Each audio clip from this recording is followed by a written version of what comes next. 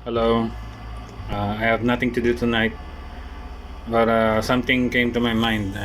I remember I was about to ask you guys regarding something that has been concerning me actually for years, and thankful that I haven't encountered that kind of situation before, and I think that uh, before we go any further, let me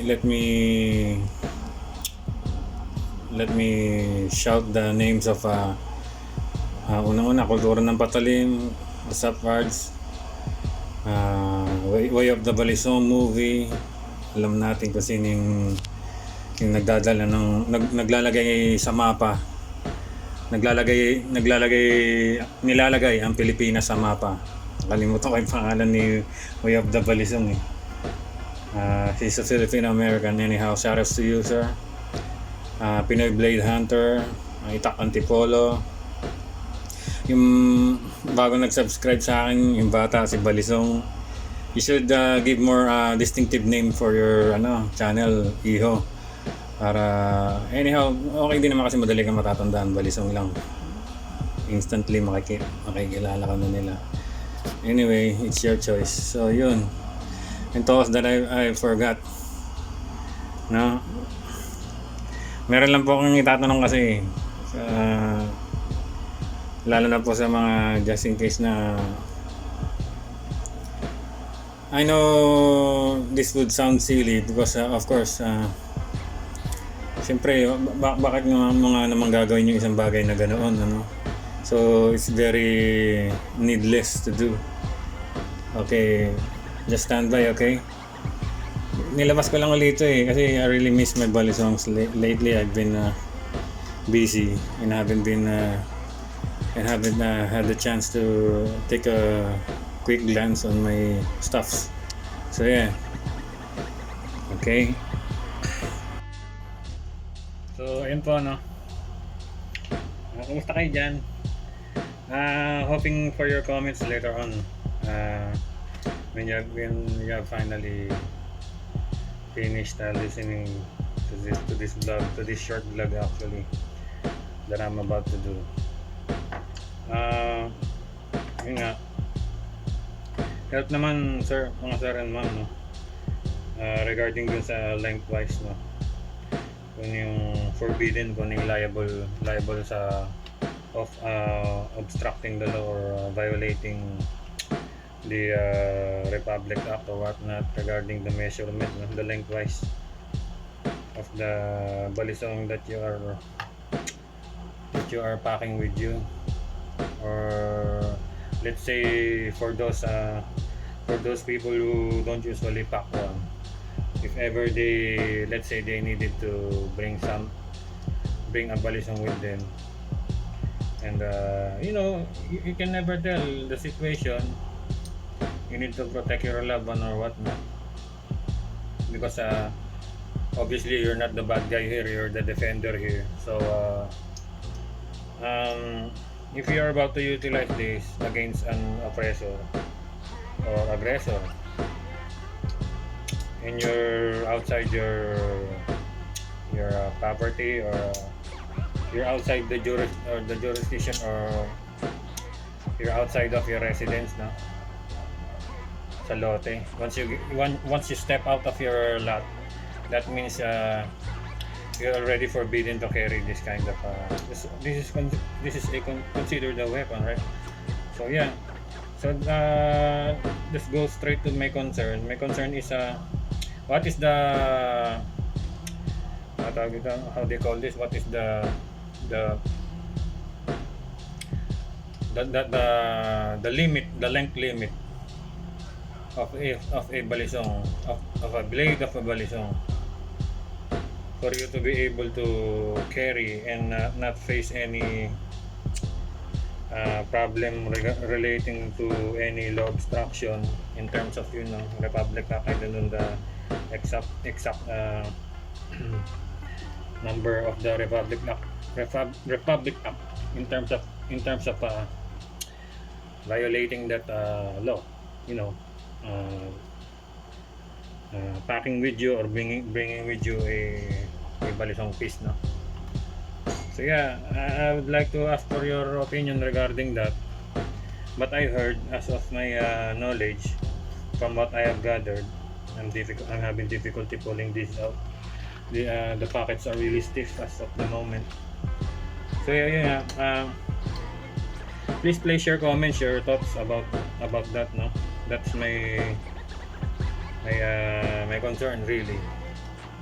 Obviously, because this, among the other blades, this is the most notorious, and has a lot of notoriety in terms of criminal activities. As we all know, especially as adults, no, to all you guys listening on this vlog that I made. Actually, I've already watched a video that was made by Pinoy Blade Hunter. I'm not really sure if that's the vlogger that that I that I've watched from a vlog that he did. No, he even invited some of the, in Tagalog, dalubhasa, the practitioners, the law practitioners, no, or the knowledgeable practitioners, or I'm not sure if that was a lawyer, or in Tagalog, abogado, no. But he said that the length limit, the most safest lengthwise, the most safest length that you can bring out with you. I'm talking about the balisong. Is that it must at least comes with a 3-inch blade. That's the limit of it. So once the blade exceeds from 3 inches to 4 inches and above, you'll be in a world of trouble, I guess. So especially, we have this crooked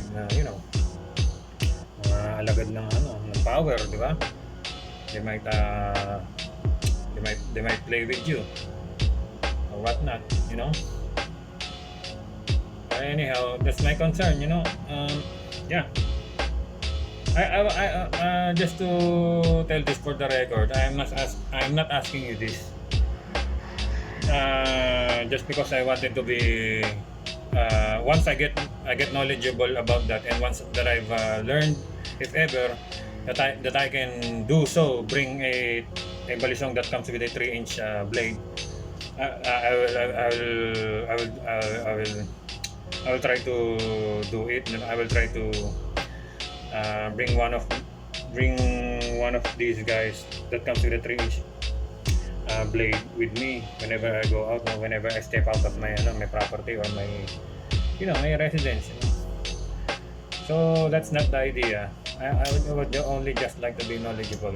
But because you cannot say, I gave you an example. What if your family is in grave trouble and you really need to defend them or whatnot? Worst case scenario. That's the worst case scenario that I can imagine. But that is really absurd, because there's a lot of an option. Why is that? In addition to my concern, is because how they call this? I feel for a vlogger and a foreign vlogger. I don't know exactly what race he is, or Caucasian or whatnot, or European, but he was also crying out for justice. I'm just being exaggerating. He is crying out for justice. That why is it there is a discrimination, in terms of balisong packing video, balisong bringing a balisong video whenever you step out of your place. I know he was just being exaggerating, but because the answer to that is that balisong has a big notoriety in terms of utilizing it for crimes. But he was trying to defend as of his beliefs. But what's the difference? if you compare the a balisong to other pointed objects, you know, let's say a kitchen knife, you know, that's the reason eh. That's the reason it serves the same effect or properties. But the only distinction that they have between the two is the menacing looking structure of it, where the balisong has this two handles.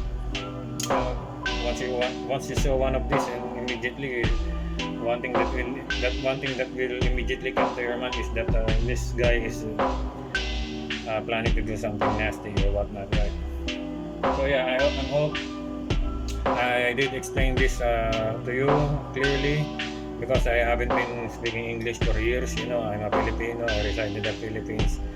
Thank God that I know some of the terms and thesaurus. Obviously, I'm just using my English. How do you call this? The same old words that I'm using. You know, I haven't been using this thesaurus. Anyhow, yeah. I'm being talkative and talking nonsense already. So yeah, I hope you guys help me out, because you know we are all blade lovers, and we just wanted to collect them, and we wanted to play with them. We are really fascinated about the features of the profile and whatnot, the beauty of it, you know, the inserts, how precious they are. You know, like this one comes with a cow, or in Tagalog, buto ng baka. That's why it is so pale and it's so light, and it has this distinctive texture, you know. I'm sorry, the light is overexposing the balisong itself. Anyway, yeah, please help the guy out, okay? If you think my concern is really something that has been bothering some of you guys, and for all those who are knowledgeable and somehow professionals or practitioners, you know, please help the guy out, and place your comments in the comment box. Alright. I'll be heartedly welcoming all those comments. And of course, like the video, and please subscribe for the newcomers here. Don't hesitate to subscribe. Support your fellow blade lovers, Filipino blade lovers. Regardless of the race, if ever you're a foreigner, please do so. Okay? We are all blade lovers here. There is no prejudice here, okay? So yeah, I'll see you again next time. I'll just take a look of my collection. I really miss these babies. Bye bye for now. Peace, y'all.